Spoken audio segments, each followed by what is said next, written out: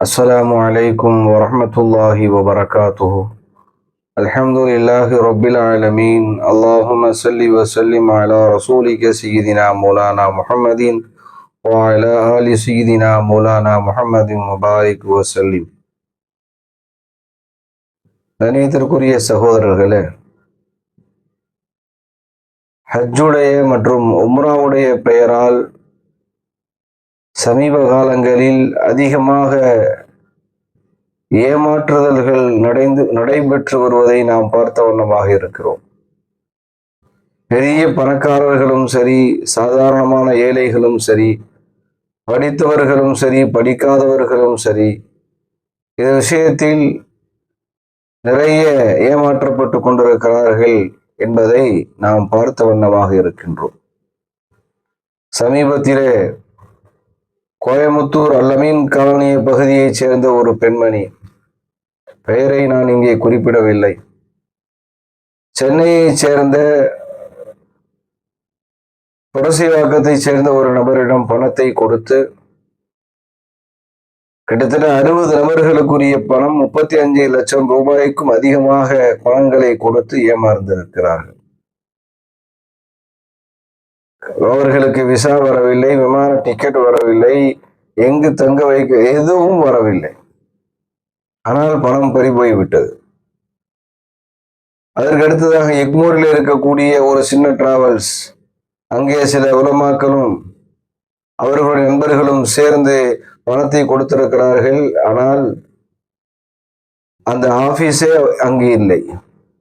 ஒரு ஆளுக்கு 60 ரூபாய் என்று ஒரு 5-6 நபர்களுக்கு பணம் பெற்றிருக்கிறார்கள். அங்கே விசாரிக்கின்ற பொழுது வாட்ச்மேன் குறிப்பிடுகிறாராம், பாய், இது போன்று பலர்கள் வந்து போகிறார்கள், இந்த ஆபீஸை விசாரித்து வருகிறார்கள், ஆனால் இந்த ஆபீஸ் இங்கே இல்லை என்பதாக அவர் குறிப்பிட்டிருக்கிறார். இன்னும் எத்தனை நபர்களிடத்திலே அவர்கள் ஏமாற்றி இருப்பார்கள் என்பதை நாம் இங்கே புரிந்து கொள்ள முடிகின்றது. அன்பிற்குரிய சகோதரர்களே, ஹஜ்ஜு மற்றும் உம்ராவினுடைய பெயரால், மிக உன்னதமான இந்த அமலின் பெயரால் ஏமாற்றக்கூடிய நிகழ்வுகள் சமீபத்திலே உலகளாவிய அளவிலே நடைபெறுகிறது. குறிப்பாக நாம் வாழும் தமிழகத்திலே, சென்னை பகுதியிலே நடைபெற்று கொண்டிருக்கிறது என்பதை நாம் பார்க்கின்றோம். ஏமாற்றுபவர்கள் முதலில் பல வகை இருக்கிறார்கள். முதலில் சிறப்பாக ஏஜென்சி அவர்கள் துவக்கி இருப்பார்கள், சிறந்த முறையில் அவர்கள் செய்து கொண்டிருந்திருப்பார்கள். ஆனால் அவர்களுடைய சமீபத்திய நிலை எப்படியாவது ஏமாற்றிவிட்டு கொஞ்சம் நபர்களிடத்தில் பணத்தை சேர்த்து கொண்டு சுருட்டி கொண்டு ஓடிவிட வேண்டும் என்ற அப்படிப்பட்ட சிலர்களும் இருக்கிறார்கள். இன்னும் சிலர்கள் ஏஜென்சியை துவக்கியது முதல் கடைசி வரை நன்கு கொண்டு செல்ல வேண்டும் என்ற எண்ணத்தில் இருப்பார்கள். ஆனால் அவர்கள் பயணிகளிடத்திலிருந்து பணத்தை பெற்று, ஹஜ் யாத்திரிகளிடத்திலிருந்து பணத்தை பெற்று, அவர்கள் அந்த விசா சம்பந்தப்பட்ட மற்றும் டிக்கெட் சம்பந்தப்பட்டவர்களிடத்திலே கொடுத்து அவர்கள் ஏமாற்றி விடுவதன் காரணமாக இவர்களும் ஏமாந்து விடுவார்கள், யாத்திரிகர்களும் ஏமாந்து விடுவார்கள். இப்படிப்பட்ட ஒரு வகையும் இருக்கிறது. இன்னும் சிலர்கள் ஏமாற்ற வேண்டும் என்ற எண்ணத்திலேயே ஆங்காங்கே ஹஜ்ஜுடைய உம்ராவருடைய அந்த ஆபீஸை அவர்கள் திறந்து வைத்துக் கொண்டே இருப்பார்கள். திடீரென்று ஆபீஸ் இங்கே இருக்கும், திடீரென்று ஒரு 2 மாதம் கழித்து வேறு இடத்திலே இருக்கும், திடீரென்று இன்னொரு ஊருக்கு செல்வார்கள். இப்படியாக ஏமாற்ற வேண்டும் என்ற எண்ணத்திலேயே ஒரு ஏஜென்சியை துவக்கி இருப்பார்கள். இன்னும் சிலர்கள் துவக்குகின்ற பொழுது நல்லபடியாக துவக்கி கொஞ்சம் காலம் நல்ல பெயர் வாங்கி நிறைய நபர்களை சேர்த்ததற்கு பிறகு நாம் நம்முடைய வேலையை காட்டலாம் என்று தொடங்கி இருப்பார்கள். இப்படியாக ஏமாற்றக்கூடிய பல வகையான நபர்கள், ஏமாறக்கூடிய பல வகையான நபர்கள் எப்படி என்னென்ன விஷயங்களால் ஏமாந்து போகிறார்கள் என்று சொன்னால், கவர்ச்சிகரமான விளம்பரங்கள் 18 இடங்கள் 36 இடங்களுக்கு நாங்கள் அழைத்து செல்கின்றோம், நீங்கள் இதுவரை இந்த மலையில் நீங்கள் ஏறியதில்லை, நாங்கள் உங்களை அழைத்து செல்கின்றோம், நாங்கள் இந்த இடத்திற்கு அழைத்து செல்கின்றோம், 18 இடங்கள் வெறும் குறைந்த செலவு ரூபாய், சிறப்புமிக்க தமிழக உணவு போன்ற கவர்ச்சிகரமான விளம்பரங்களை பார்த்து ஏமாறக்கூடியவர்கள். இரண்டாவதாக ஹரம் ஷரீஃபுக்கு மிக அருகாமையில் என்ற அந்த வார்த்தை, குறைந்த செலவிலே ஹரம் ஷரீஃபுக்கு மிக அருகாமையில் நாங்கள் உங்களை தங்க வைக்கின்றோம். இந்த விளம்பரத்தை பார்த்து ஏமாறக்கூடியவர்கள் இருக்கிறார்கள். அடுத்து தமிழ்நாட்டினுடைய அறுசுவை உணவு உங்களுக்கு நீங்கள் உங்கள் இடத்துக்கே வரும். நீங்கள் எந்த இடத்திலே தங்குகிறீர்களோ அந்த இடத்துக்கே தமிழ்நாட்டினுடைய அறுசுவை உணவுகள் உங்களுக்கு தயாராக இருக்கும் என்ற இது போன்ற விளம்பரங்கள். இந்த விளம்பரங்களை பார்த்து ஏமாறுகிறார்கள். இன்னும் சிலர்கள் இந்த ஏஜென்சி சம்பந்தமான எந்த வகையான ஞானமும் இல்லாதவர்கள், அவர்களுக்கு எதுவும் தெரிந்திருக்காது, எந்த அனுபவம் அவர்களுக்கு இருக்காது. அவர்கள் பணத்தை கொடுத்து நம்பிக்கொண்டே இருப்பார்கள். இப்படியும் சிலர்கள் ஏமாந்து போகக்கூடிய சில விஷயங்கள். இன்னும் சிலர்கள் பிறர்கள் பரிந்துரைத்திருப்பார்கள், இந்த டிராவல்ஸுக்கு நீங்க போனீங்கன்னா உங்களுக்கு இப்படியெல்லாம் கிடைக்கும், நாங்க அந்த டிராவல்ஸ்ல போனோம் என்பதாக. அதே போல பிரபல்யமான மக்கள் இதனுடைய முகவர்களாக இருக்கிறார்கள். நம்பிக்கைக்குரியவர்கள் இது சம்பந்தமாக நமக்கு சொல்லி இருக்கிறார்கள். மேன்மைக்குரிய மக்கள் இந்த ஏஜென்சியை நமக்கு காட்டி தந்திருக்கிறார்கள் என்ற அந்த வகையில் இப்படியெல்லாம் நம்பி பல வகையாக ஏமாறக்கூடியவர்கள் இருந்து கொண்டே இருக்கிறார்கள். எனவே யாராக இருந்தாலும் சரி, இந்த சொன்ன வகைகளில் யார்களாக இருந்தாலும் சரி, எவர்களாக இருந்தாலும் சரி, விழிப்புணர்வோடு இருப்பது அவசியம் என்பதை புரிந்து கொள்ள வேண்டும். நபிகள் நாயகம் ஸல்லல்லாஹு அலைஹி வஸல்லம் அவர்கள் ஒரு முஃமின் என்றால் ஒரு முஃமின் விழிப்புணர்வோடு இருப்பவன் தான் சரியான முஃமின் என்பதை நபிகள் நாயகம் ஸல்லல்லாஹு அலைஹி வஸல்லம் அவர்கள் தங்களுடைய ஹதீஸிலே குறிப்பிட்டிருக்கிறார்கள். சவுதி அரசாங்கம் குறிப்பிடுகின்றது, கடந்த 2024 வந்த நபர்களில் 90% நபர்கள் வெளிநாட்டு நபர்கள், 10% தான் உள்நாட்டு நபர்கள். 90% ஹாஜிகள் வெளிநாட்டை சேர்ந்தவர்கள். இதில கிட்டத்தட்ட 3% நபர்கள் ஏமாற்றப்பட்டிருக்கிறார்கள். 100-லே 3 நபர்கள் ஏமாற்றப்பட்டிருக்கிறார்கள். அதை ஏமாற்றப்பட்டிருக்கிறார்கள் என்றால் 3% நபர்கள் தான் கம்ப்ளைண்ட் கொடுத்திருக்கிறார்கள், எங்களை ஏமாற்றி விட்டார்கள் என்பதாக. இன்னும் எத்தனை நபர்கள் புகார் கொடுக்காமல் இருந்திருப்பார்கள்? யோசித்து பார்க்க வேண்டும். 100-க்கு 3 நபர்கள் புகார் அளித்திருக்கிறார்கள். இன்னும் எத்தனை நபர்கள் புகார் அளிக்காமல் இருந்திருக்கிறார்கள்? ஒவ்வொரு நாடு வாரியாக, ஒவ்வொரு மாநிலம் வாரியாக ஏமாற்றக்கூடியவர்கள் இருந்து கொண்டே இருக்கிறார்கள். இந்த நுசுக் என்ற இந்த அப்ளிகேஷன் அறிமுகப்படுத்தப்பட்டதற்கு பிறகு போலிகளுடைய எண்ணிக்கை கொஞ்சம் குறைந்திருக்கிறது என்று குறிப்பிட்டாலும் கூட போலிகள் என்பது இருந்து கொண்டேதான் இருக்கிறார்கள், இருந்து கொண்டேதான் இருப்பார்கள். எனவே ஹாஜிகளும் உம்ரா செய்யக்கூடியவர்களும் எப்பொழுதும் கவனமாக அலர்ட்டாக இருப்பது மிக அவசியமாக இருக்கிறது என்பதை தாங்கள் புரிந்து கொள்ள வேண்டும். ஏமாற்றுபவர்கள் மிக எச்சரிக்கையோடு இருப்பது அவசியம். ஏனென்று சொன்னால், யார் ஏமாற்றுகிறானோ அவனுக்கு கிடைக்கக்கூடிய அல்லாஹ்வின் புறத்திலிருந்து கிடைக்கக்கூடிய தண்டனை என்பது சாதாரணமானது அல்ல. அல்லாஹ் குர்ஆன் ஷரீஃபிலே சொல்கின்றான், பைன் அமீன பஅதுக்கும் பஅலன் ஃபல்யுஅத்தில்லது மின் அமனத்தஹு வல்யத்தகில்லாஹ ரப்பா. உங்களில் ஒருவர் மற்றொருவரை நம்பினால், நம்பப்பட்டவர் தன்னுடைய நம்பிக்கையை நிறைவேற்ற வேண்டும், அந்த நாணயத்தை நிறைவேற்ற வேண்டும் என்பதாக அல்லாஹ் குர்ஆன் ஷரீஃபிலே சொல்கின்றார். எனவே நீங்கள் உங்களுடைய ரப்பை நீங்கள் பயந்து கொள்ளுங்கள். உங்களை ஒருவர் நம்பிக்கை வைத்தார் என்று சொன்னால் அந்த நம்பிக்கையை நீங்கள் நிறைவேற்றுங்கள் என்பதாக அல்லாஹ் குர்ஆன் ஷரீஃபிலே சொல்கின்றார். அப்ப நீங்கள் நம்பிக்கையை நிறைவேற்றவில்லையானால் அல்லாஹ்வை நீங்கள் பயப்படவில்லை என்று அர்த்தம். அல்லாஹ்வை பயப்படாமல் அந்த நம்பிக்கைக்கு நீங்கள் மாறு செய்வீர்களே ஆனால் அல்லாஹ் உங்களை கடுமையான முறையிலே தண்டிப்பார் என்பதை நாம் புரிந்து கொள்ள வேண்டும். கண்ணியமிக்க சகோதரர்களே, அல்லாஹ் குர்ஆன் ஷரீஃபிலே சொல்கின்றான், வமின் அஹ்லில் கிதாபி மன் இன் தஅமனுஹு பிகின்தாரின் யுஅத்திஹி இலைக். அந்த வேதக்காரர்களில் சிலர்கள் இருக்கிறார்கள், ஒரு குவியலையே அவர்களிடத்திலே கொடுக்கப்பட்டாலும் அதை அவர்கள் நிறைவேற்றி விடுவார்கள். தங்க நாணயத்தால் உள்ள ஒரு குவேலை ஒப்படைத்தால் கூட அவர்கள் திருப்பி தந்து விடுவார்கள். அப்படியே திருப்பி தரக்கூடியவர்களும் இருக்கிறார்கள்.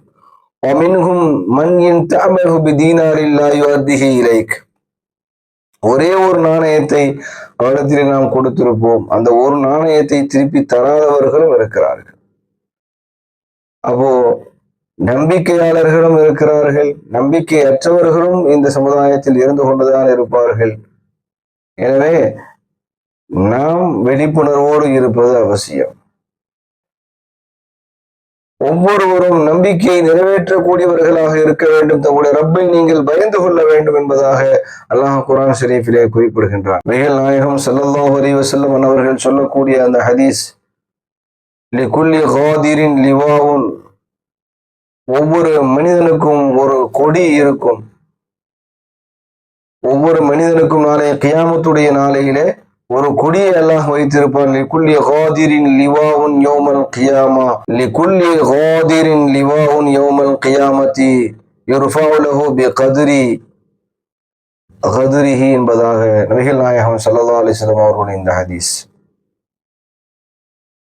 ஒவ்வொருவருக்கும் நாளை கியாமத்துடைய நாளையிலே ஏமாற்றக்கூடிய ஒவ்வொருவனுக்கும், எல்லோருக்கும் அல்ல, யாரெல்லாம் பிற மக்களை ஏமாற்றுகிறார்களோ மோசடி செய்கிறார்களோ அவர்கள் ஒவ்வொருவருக்கும் ஒரு கொடியை அல்லாஹ் கொடுத்திருப்பான்.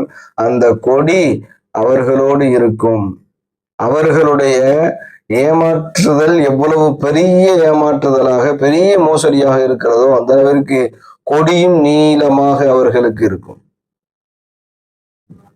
ஏமாற்றுதல்கள் கொஞ்சம் என்று சொன்னால் சின்ன கொடி, ஏமாற்றுதல்கள் அதிகம் என்று சொன்னால் பெரிய கொடி.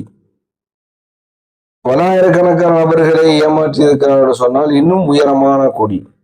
இப்படி அவனுடைய ஏமாற்றுதலுக்கு தக்கவாறு கொடிகள் உயரமாக இருக்கும் என்பதை நபிகள் நாயகம் ஸல்லல்லாஹு அலைஹி வஸல்லம் அவர்கள் தங்களுடைய ஹதீஸிலே குறிப்பிட்டிருக்கிறார்கள்.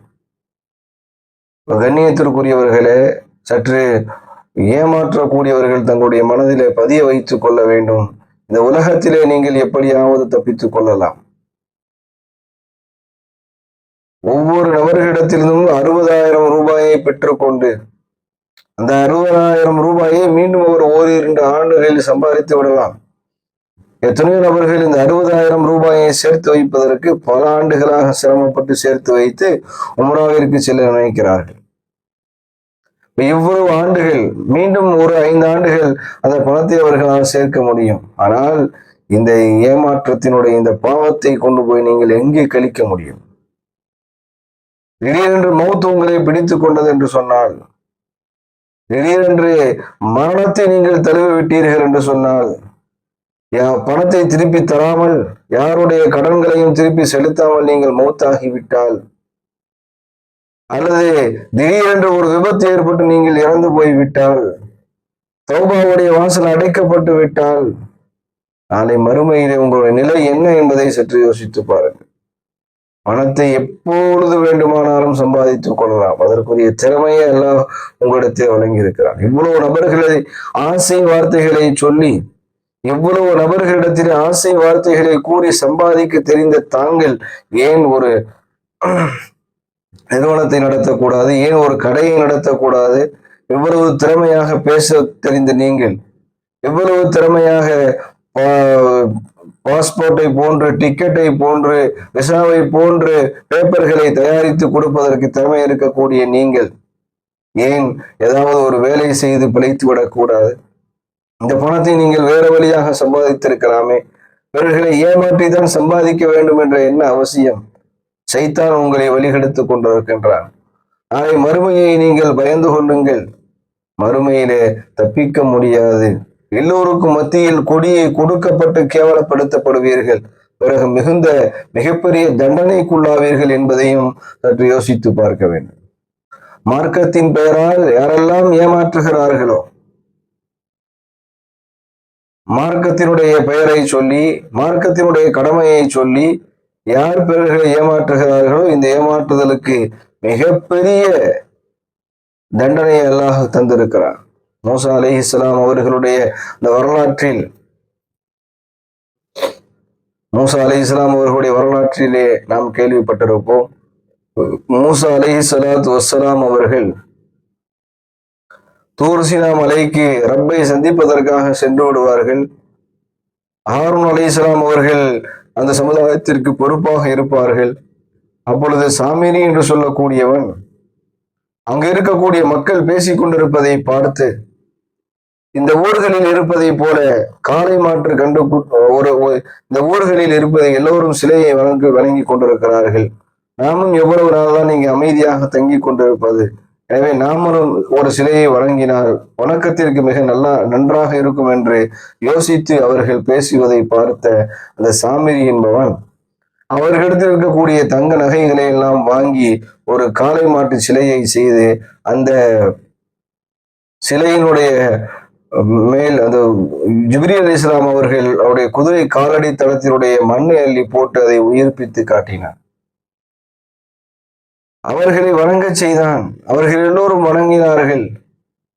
ஹாரூன் அலைஹிஸ்ஸலாம் அவர்கள் தடுத்த ஹாரூன் அலைஹிஸ்ஸலாம் அவர்கள் அவர்களையே கொல்வதற்காக சிலர்கள் முயன்று விட்டார்கள். அப்படி இருந்தும் கூட எவ்வளவோ எடுத்து சொன்னார்கள், கேட்கவில்லை சாமிரி. அவர்களை வழிகெடுத்தான். இது உங்களுடைய ரப்பு என்றான், இது பேசுகிறது என்று சொன்னான். இப்படி பல ஆசை வார்த்தைகளை சொல்லி அவர்களை வழிகெடுத்த அந்த சாமிரி மூசா அலைஹிஸ்ஸலாம் அவர்கள் வந்ததற்கு பிறகு மிகப்பெரிய சாபத்தை பெற்றான் என்பதை நாம் பார்க்க வேண்டும். மார்க்கத்தின் பெயரால் மக்களை வழிகெடுத்தவன் இந்த சாமிரிக்கு அல்லாஹ்வின் புறத்திலிருந்து நபி மூசா அலைஹிஸ்ஸலாம் அவருடைய புறத்திலிருந்து சாபம் உருவானது. மூசா அலைஹிஸ்ஸலாம் அவர்கள் அந்த காளை மாற்றை அடித்து உடைத்து அதை எரித்து தூக்கி வீசினார்கள். என் அருகிலே யாரும் வராதீர்கள், என் அருகிலே யாரும் வராதீர்கள், என்னை தொடாதீர்கள் என்று சொல்லி அவன் எப்பொழுதும் சொல்லிக்கொண்டே இருந்த ஒரு சாபம் அவனுக்கு கிடைத்தது. மிகப்பெரிய காய்ச்சலுக்கு உள்ளானான். யார்கிட்டே வந்தாலும் லாமிசாஸ் என்னை தொடாதீர்கள், என் அருகில் வராதீர்கள் என்று சொல்வான். நல்லா இருந்த ஒரு நபர் மக்களை மார்க்கத்தின் பெயரால் ஏமாற்றி வழிகேட்டில் ஆக்கியதின் காரணமாக, மார்க்கத்தின் பெயரால் ஏமாற்றியதின் காரணமாக அல்லாஹ்வுடைய மிகப்பெரிய தண்டனையை பெற்று அழிந்து போனான் சாமிரி என்பதை நாம் பார்த்து கொண்டிருக்கின்றோம். எனவே மார்க்கத்தின் பெயரால் யாரும் ஏமாற்றாதீர்கள். மார்க்கத்தின் பெயரால் யாரையாவது நீங்கள் ஏமாற்றீர்கள் என்று சொன்னால் நிச்சயமாக அல்லாஹ்வுடைய கடுமையான தண்டனை இருக்கிறது என்பதை நாம் புரிந்து கொள்ள வேண்டும். கண்ணியமிக்க சகோதரர்களே, ஹஜ் என்பது எவ்வளவு பெரிய ஒரு அமல், உம்ரா என்பது எவ்வளவு பெரிய ஒரு அமல். இந்த அமலை நாங்கள் செய்ய வைக்க உங்களை அழைத்து செல்கிறோம் என்று சொல்லி ஏதேனும் குறைகள் வந்துவிட்டால் கூட பரவாயில்லை, அழைத்து சென்று வந்துவிட்டால் பரவாயில்லை. சில குறைகளை சில விஷயங்களை சொன்னோம், செய்து கொடுக்க முடியவில்லை, ஆஜிகளை பொறுத்து கொள்ளுங்கள் என்று சொல்லிவிட்டாலும் கூட பரவாயில்லை. அவர்களை அழைத்து செல்லாமலேயே அவர்களுடைய பணத்தை பிடுங்கி கொண்டு ஓடுவது என்பது, அவருடைய பணத்தை மோசடி செய்வது என்பது எவ்வளவு பெரிய பாவம். எத்துணை நபர்கள், அவர்களுடைய குடும்பத்தை சார்ந்தவர்கள், இந்த விஷயத்தை கேள்விப்படக்கூடியவர்கள் அனைவரும் சபிப்பார்கள். இப்படிப்பட்ட ஏஜென்சிகள் மிக எச்சரிக்கையாக இருங்கள். நாளை மறுமையில் அல்லாஹ்வுடைய பிடியிலிருந்து நீங்கள் ஒருபோதும் தப்பித்து விட முடியாது. அல்லாஹ்வுடைய பெயரை சொல்லி நீங்கள் ஏமாற்றுகிறீர்கள் என்று சொன்னால், அல்லாஹ்வுடைய பெயரை சொல்லி நீங்கள் ஏமாற்றுகிறீர்கள் என்று சொன்னால் உங்களுடைய தண்டனை என்பது எவ்வளவு கடுமையாக இருக்கும் என்பதை நீங்கள் சற்று புரிந்து கொள்ளுங்கள். நியமிக்க சகோதரர்களே, தாய்மார்களே, நாம் கொஞ்சம் எச்சரிக்கையாக இருக்க வேண்டும். டிராவல்ஸ் என்று யாராவது ஒருவர் சொல்லுகிறார், கண்ணுக்கு தெரியாத ஒரு ஊரிலே ஒருவர் சொல்லுகிறார், அவரிடத்திலே இவர் சொல்லுகிறார் என்று சொன்னால் உடனேயாக நம்பி விடாதீர்கள். எத்தனை ஆண்டுகளாக இவர்கள் அழைத்து செல்கிறார்கள், எத்தனை ஹாஜிகள் இவரிடத்திலே சென்று வந்திருக்கிறார்கள். அட்வான்ஸ் எவ்வளவு கொடுக்க வேண்டும், அட்வான்ஸ் கொடுத்ததற்கு பிறகு அவர்கள் என்ன வேலையை செய்திருக்கிறார்கள், அவர்கள் டிக்கெட் போட்டு நம்ம கையில கொடுத்திருக்கிறார்களே, இந்த டிக்கெட் உண்மையான டிக்கெட்டா என்று சம்பந்தப்பட்ட அதிகாரிகளிடத்திலே நாம் விசாரிக்க வேண்டும். இவர்கள் கொடுத்திருக்கக்கூடிய இந்த விசா உண்மையான விசாவா என்று சொல்லி அந்த விசாவினுடைய உண்மை தன்மையை நாம் ஆய்வு செய்ய வேண்டும். அவர்கள் எந்த ஹோட்டலில் ரூம்ஸ் புக் பண்ணி இருக்கிறார்கள் என்று சொல்லி அது சம்பந்தப்பட்ட ஆய்வுகளை செய்ய வேண்டும். இப்படி எதுவும் தெரியாமல் எங்கேயோ ஒருவர் எங்கேயோ உள்ள இன்னொரு இடத்திலே பேசுகிறார், நாம் அதை மட்டும் கேட்டுக்கொண்டு இருந்தோம் என்று சொன்னால் நிச்சயமாக சிலர்கள் நம்மை ஏமாற்றித்தான் விடுவார்கள்.